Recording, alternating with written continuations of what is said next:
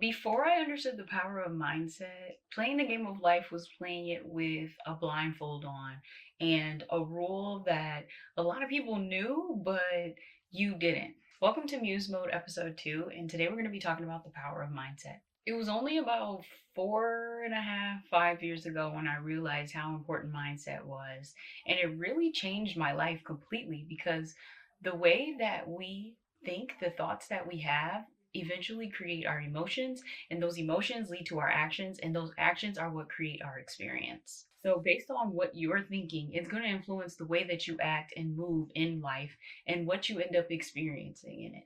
Once you learn how powerful your mind is and how much you can control your reality and create the things that you want to experience by knowing how to be in control of your mind, the game of life becomes so much easier and honestly more fun. So let's get into it. I grew up in the church. I think I was baptized when I was like 8. And one of the things that I remember being taught in church and hearing a lot was, as a man thinketh, so is he. Literally, my granddaddy would say that all the time whenever somebody in the family would like start spiraling or just saying a lot of negative stuff, and he would say, as a man thinketh. And at that time, I didn't really understand how powerful that one sentence was, because that really summarizes exactly what we're talking about here today. But to me at that time, I feel like church, everything I read in the Bible felt like something that I couldn't question or dive deeper to try to truly understand. So, yeah, I heard as a man thinketh, but I didn't feel like I really was able to go deeper to understand a lot of the verses that I was taught as a kid and could recite by memory. And now today, I'm not in the church. I don't go to church, but I still would say that my values kind of align more with Christianity than anything, and I definitely believe in God. I also do call it universe, but it's kind of interchangeable right now. I also think that I might have been just too young to really understand, as a man thinketh, so is he, and how much was in that one single sentence. A lot of times in life, we have to experience things. We have to experience painful lessons or just something that makes us feel intensely in order to really learn who we are and what we're believing and what we are allowing in our life in order to know how to shift into something different. And I know for me, when I was going through my spiritual awakening like 5 years ago, that I was experiencing a lot of things in my life that I did not like. I had got my engineering degree, 2 engineering degrees, and I was working as a sales engineer for an automotive supplier. And we were in lockdown now. It was the pandemic, and so I had nothing to do but to think. And also at that time, my grandfather died, and literally a month before he died, my cousin died, who was a year younger than me.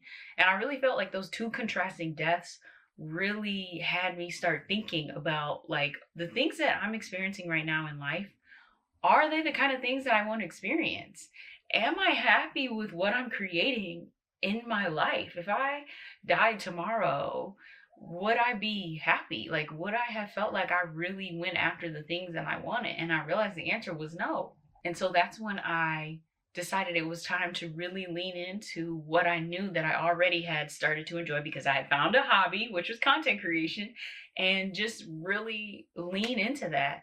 And I had an inkling of a feeling that that could be what I wanted to do full time, but there was a lot of beliefs that were stopping me at that time from going after it. So I would say one of the first things to do is to ask yourself, what is it in me that keeps attracting or experiencing these things that I don't really want to experience? So whether that's a relationship where maybe they're putting you down, or you just have people in your life that keep putting you down. I'm just trying to think what else. Or you just keep getting rejected. People keep judging you or asking why you're doing the things that you're doing. And you have to ask yourself, what is it in you that keeps attracting that experience? Because that is trying to show you something about what you believe about yourself. So every time somebody comes to me and says something to me, I'm like, oh, okay. I see everybody as a mirror. So I'm like, so what is it in me that would then attract this experience for someone to come up and say that to me or to do that to me? I remember one time I had ran to like Walgreens and I looked a mess. Like I think my hair wasn't done. Like I was in the middle of doing my hair and I just needed to like run and get some deep conditioner or something like that. And in my head, I was like, I hope nobody sees me while I'm at the Walgreens. I hope nobody sees me. I hope nobody looks at me. Please, nobody see me. I do not want to be seen while I'm in the store right now. So then I'm standing in line and there's like this person in front of me and they're at the register and like they're doing scratch offs. I don't know, but they're taking a long time. And there was like something from me being able to go to the quick checkout. And I think I needed help. Like I needed them to help me like fix it or whatever. And the lady just like, she was, after she had rung up the person at her register, she didn't come help me. There was another lady that was next to me at the other like self checkout, and she came like running over and she's like, oh, are you good, ma'am? Are you good, ma'am? To the other lady, and completely ignored me. And I was like, at first I was pissed. I was like, I've been standing here longer, like waiting to get help, and like you run over here and you go help this other girl. And then I was like, oh my God, when you came in here, you set the intention, you set the belief that you didn't want to be seen, and you weren't. And that was like, that happened earlier this year. And that just really showed me like just how powerful it can be to set certain intentions and certain beliefs and have certain thoughts going in your head. So now, like, for example, if you know that maybe like you are creating your art and you're like, I don't think it's good. I don't think this video is good. I hope nobody sees it. It's not that good. It's not that good. I hope nobody sees it. And then it gets 100 views or 10 views or 5 views. And you're like, wow, I knew it was terrible. Nobody wanted to see it. Nobody saw it. It was a terrible video. But it was like, girl, you literally set the intention. You didn't, maybe not consciously, but you literally had a belief that this wasn't good enough. And so you had thoughts that you hope nobody saw it. You then had emotions of feeling ashamed and embarrassed of what you created. And it resulted in you putting out a piece of content that just was not meant to be seen, because you had already set the intention in it that it wasn't that good, and you hope that nobody saw it, and you don't want to be perceived, and you don't want anybody to see you.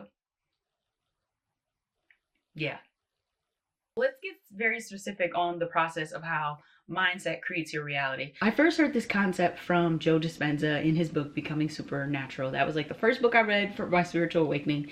And then I read Napoleon Hill, Think and Grow Rich. And this is where it really set in, because I think Joe Dispenza, it was a great book. I loved it, but I think it was a little more like, ooh, quantum, like, and I like that, but like, it was nice in Napoleon Hill where he kind of just straight up said that your beliefs, so what you believe, creates your thoughts.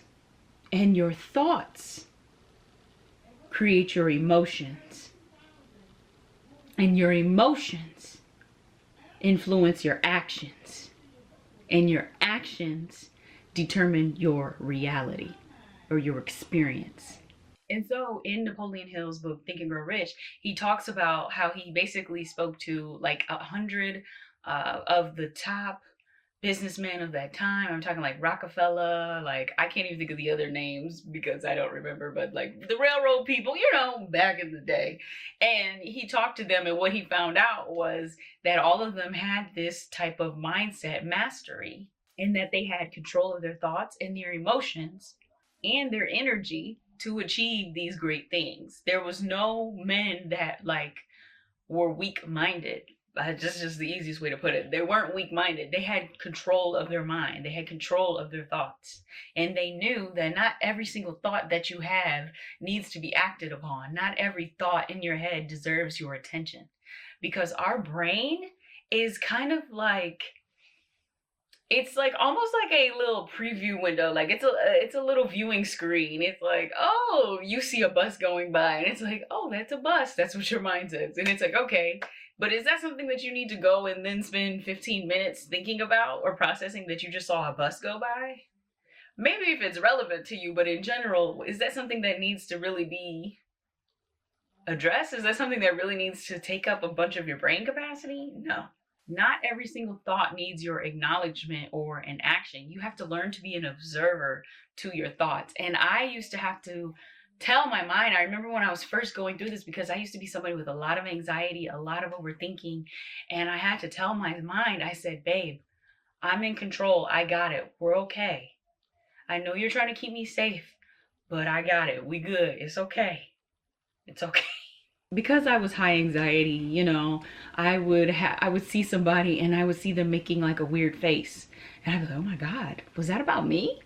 And I'd be like, what's wrong? Like, is it my outfit? Do I stink? Like, did I say something bad? Do they not like my shoes? Like, oh my God. And then I spent like 15 minutes just coming up with these crazy theories on why they made that face. And it was like, it didn't need my attention. It didn't deserve acknowledgement, and it definitely didn't deserve an action. It didn't deserve me continuing to think about it for 15 minutes and spiraling about why they made that face. And this can especially be dangerous in relationships, because I know that I used to be pretty anxious in my relationships, and if my person didn't respond, or, you know, they weren't available, or they kind of broke their pattern or rhythm at all slightly, I'm like panicking. I'm like, what are they doing? Where are they? They're outside with blah, blah, blah. I was like, they probably met someone. I was like, somebody's probably at his house right now. Like, girl, what are you talking about? Like, he's on the toilet. It's like, where did all these ideas come from? And I had to learn to relax and just stop listening to all those thoughts in my head. And now, after working on this for 4 years, I would say that the thoughts still come up, but they're a lot quieter. They're not dominant. They're not at the front of my mind like they used to be, where I would hear them and I would think that that was truly me. And I know that's kind of hard to understand, because I think that was like what I thought. I thought that every single thought in our brain was factual and actual and needed to be acknowledged. It needed to be acted upon. I needed to think about it. And that's just not the truth. We should not be doing that at all. And like I said, now the thoughts still come, but they're a lot quieter. And a lot of them don't even come anymore because I don't have those same beliefs, right? Because that's where it starts. Beliefs, thoughts, emotions, actions, experiences. I don't even have those certain beliefs anymore that would then lead to the spiral that can then occur. Let's talk about limiting beliefs versus universal truths now. So going back, beliefs, right, is at the start of that chain. Beliefs, thoughts, emotions, actions, experience. So based off what you believe, you will experience certain things and act in a certain way. So what is a belief? A belief is the acceptance that something is true. Say, for example, you have a belief that nobody can be trusted. So because you believe that no one can be trusted, you are therefore going to have thoughts about like when you think somebody could be suspicious, of like people being suspicious, and you're therefore going to have emotions of distrust and feeling unsafe, and like you can't be comfortable around people, which then may lead to you, when you are in settings with other people, your actions are like you're kind of standoffish, or you're making funny faces, or you're like, why is she asking me that? Or you're getting an attitude with somebody because you think that you can't trust anybody. And then you experience, and then because other people can feel your energy, they may not even know how to label it. Some people may not, but the empaths know. They're like, I don't know, something about her I don't trust. When you sit there thinking like, I don't trust you, it's like that Spider-Man thing. You be like, I don't trust nobody. And they be like, well, we don't trust you, girl, because what's really going on? You had an attitude when you were speaking to us. And so based off of your beliefs, you are going to create more experiences of that. As well, our mind, our brain wants to confirm what we believe or what we want to see. Confirmation bias. So you are going to all of a sudden notice all these situations where people cannot be trusted, where people betrayed you, where you've been betrayed. It'll be something so small. Like your mom will say, like, I don't know, you didn't have no mail, but turns out you did have mail. You're like, I knew she was a liar. Like, I knew she couldn't be trusted. She said I didn't have no mail. Like, and it'll just be these very little things. Or like you might leave a bag at the store and you're like, I knew that lady at the grocery counter. She did not want me to take all my groceries home, but Like maybe she literally just forgot. But because this is the belief that you have, every single thing you do is going to be based around it. And I'm sure a lot of us have met people that have like that chip on their shoulder, and it's because they have certain beliefs that lend to whatever it is that they are thinking, and that is then showing outwardly in their reality and in their experience. So now let's talk more about limiting beliefs versus universal truths. So a limiting belief is something that is not 100% a fact. Like, it is not a fact for everybody. This belief is not true for everyone. If it is not true for everyone, then it is not a universal truth. It is not a universal law. It is a limiting belief. So if somebody says, there's no good men out there, well, that's not true, because there are people out there with good men. Maybe you don't know them because you surround yourself with people that don't have good men and also believe like you do that there are no good men, but there are people out there that do have a good man. And then maybe another limiting belief could be that it's not possible for me to be a billionaire. Well, that's not true. There are billionaires that fit into all different categories of different races, gender, age, background, circumstances, industries. So that's not a universal truth. That's not true for everyone. You could be a billionaire. What you have to do to be the billionaire, now that's up for debate, but you're putting a limitation on yourself when you say just like, I could never be a billionaire, or I can never be a millionaire. I guess I just jumped to billionaire because big money. The thing about it is, people argue for their own limitations. Like, I hear it all the time. They'll be like, I can't do that. And I'm like, but why? And they're like, because I don't have the right camera, or I don't have this, or I've never done that. And I'm like, yeah, but that's not a real like obstacle, babe. That's just like a obstacle in your mind because you have a belief that that is something that is in your way, but that's something that could be fixed. Even if it's something that takes a little time or a little money, or, you know, just you manifesting a different situation, but it's not something that's permanent. And if you believe you can't, you won't. And that's the thing. So like when I hear people, I try to shift them a little bit. I just try to get them to realize that that's not a universal truth. I remember one time my friend, she was talking to me. She was like, she was like, in order to get these messages from God, I gotta fast. And I said, do you have to? Is that you have to? And that's just kind of where I leave it, because I don't want to completely push it too hard where it's like, that's not, just tell them outright, like, that's not you don't have to fast to talk to God. But I understand like why, if someone, you know, why if she has that belief that that's her experience, but I wasn't going to say like, you know, I'm just not going to necessarily completely call it out. So, but when I told her that, she then started thinking, and she was like, oh wow, like, yeah, I don't have to fast to talk to God. And maybe it is more clear when you fast to hear God and talk to him. But if I gotta fast every time I gotta talk to God, baby, we might not be talking. But that's just another example. But we start to become comfortable with these beliefs because there's something about them that serves us. And we have to think about what is on the other side of this belief. What is on the other side of you believing that you could talk to God without having to fast?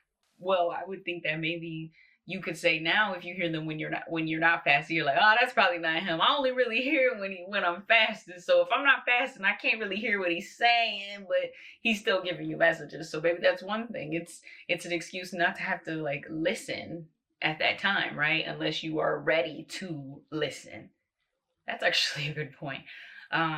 What else could be on the what else could serve you about that? Maybe it's like a good show of discipline whenever you do fast, so you're proving to yourself that you're disciplined, and maybe that makes you feel accomplished.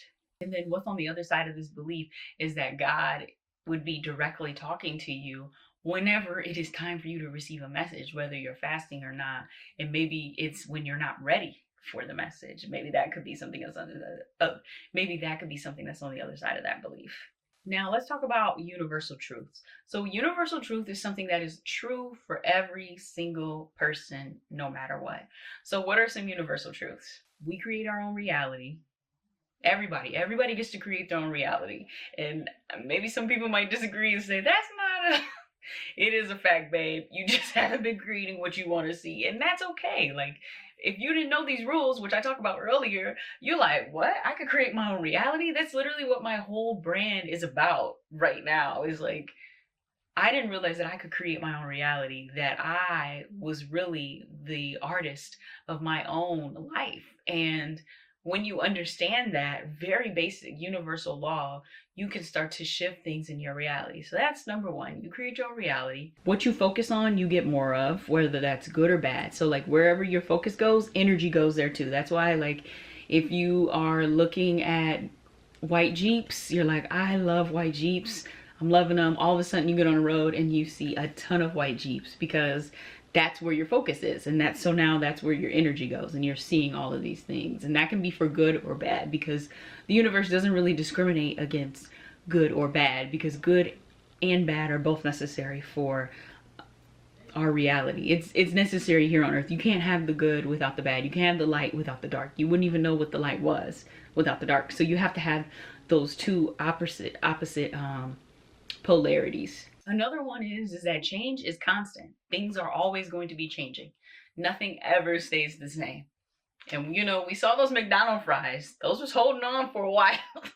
But eventually they changed. Eventually they changed. And honestly, I feel like that also just goes to show like how unnatural kind of that the fries are, because they did like avoid changing for a very long time. But eventually everything changes.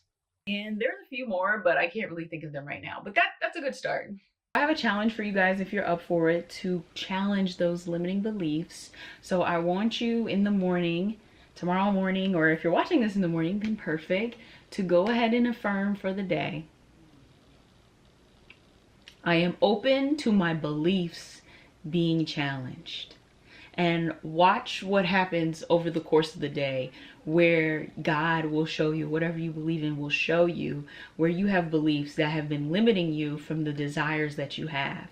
This is kind of a mindset that I always go through every day with, is I'm always open to my beliefs being challenged, and I'm always willing to do the inner work and to shift my beliefs, because I know that desire plus non-resistance equals desired outcome.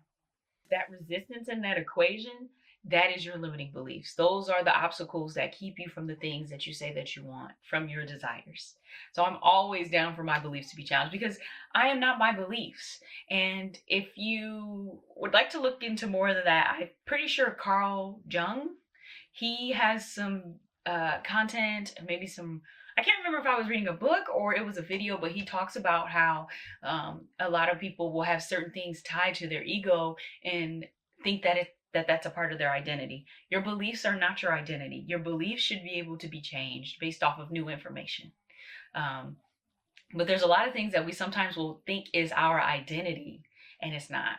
And one thing I don't want to be my identity is I can't make $1 million, and I don't want everybody hates me to be my identity. I don't want everybody's talking about me to be my identity. Everybody's an app. Like, just certain things is like, do you really want that to be your belief? No, you don't. So take the challenge. I kind of started talking about this earlier, but I had to overcome a lot of limiting beliefs that I had when I was becoming a content creator. And just to name a few, I've been a full-time content creator for 4 years now, if you didn't already know. But some of the beliefs that I had to overcome was that, so I had went to school for engineering 4.5 years. I had 2 degrees. I had they call it sunk cost fallacy. I was like, I was in school for 4.5 years and I spent so much money and my parents spent so much money and I'm just gonna throw it all away.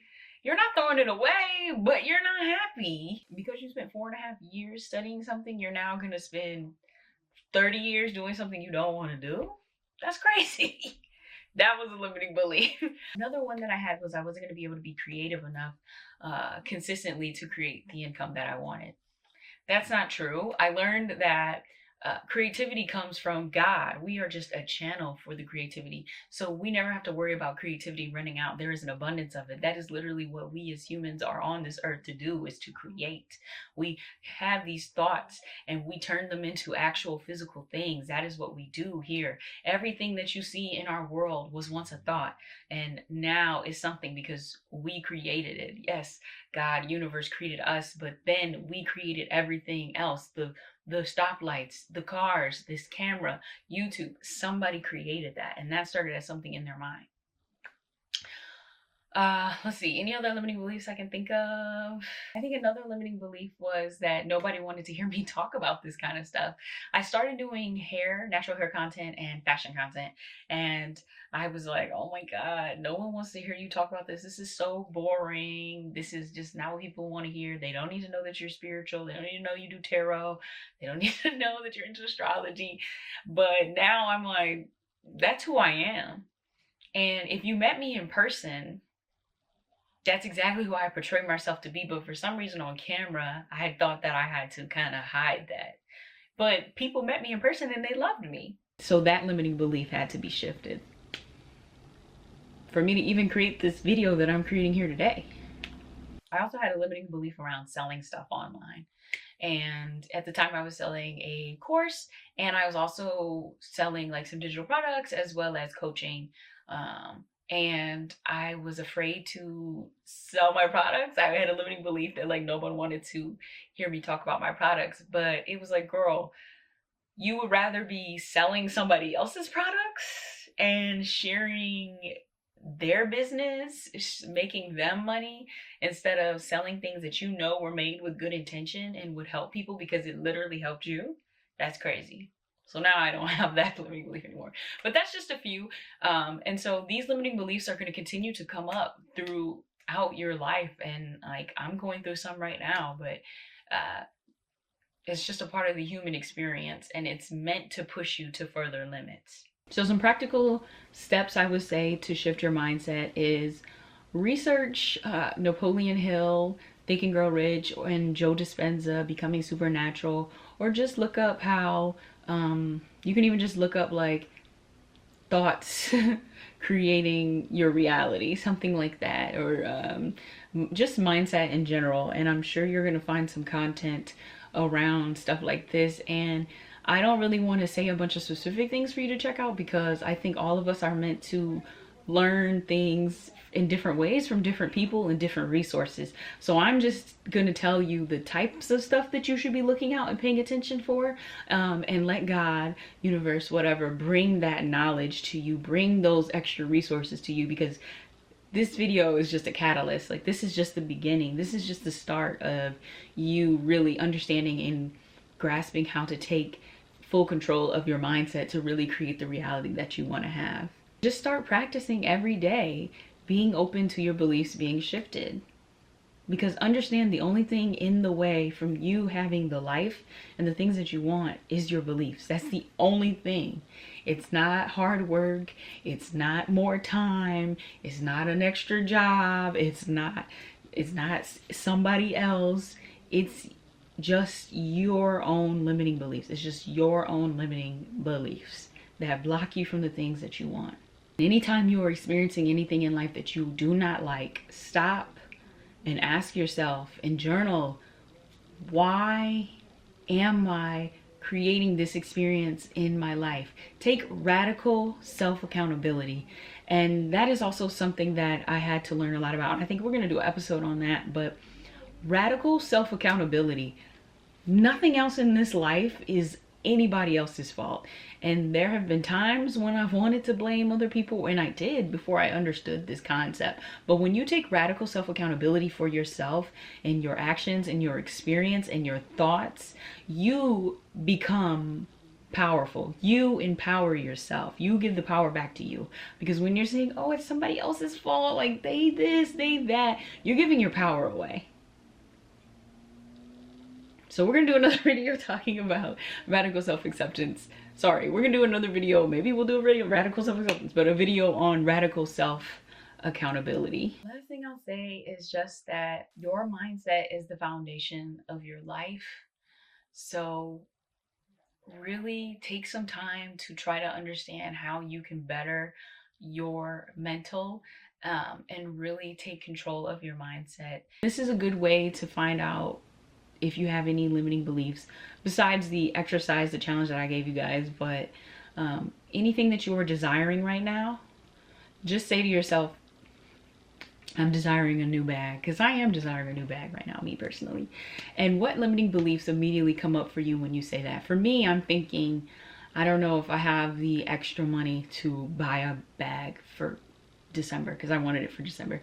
I don't know if I have the extra money for that. That's a limiting belief, because who said I had to buy the bag? Myself. The bag could come from somewhere else. Think about the biggest thing that you are desiring right now. And as soon as you say that, I am desiring this, I want to experience that, what are the immediate thoughts that come up in your head that try to tell you why you cannot have that thing, or try to figure out the how you're going to get that thing? Because that's not our job. The how is not our job. And sit with those beliefs and really ask, are those universal truths, or is that a limiting belief? And that is all for today. Thank you guys so much for watching, and I'll see you next week.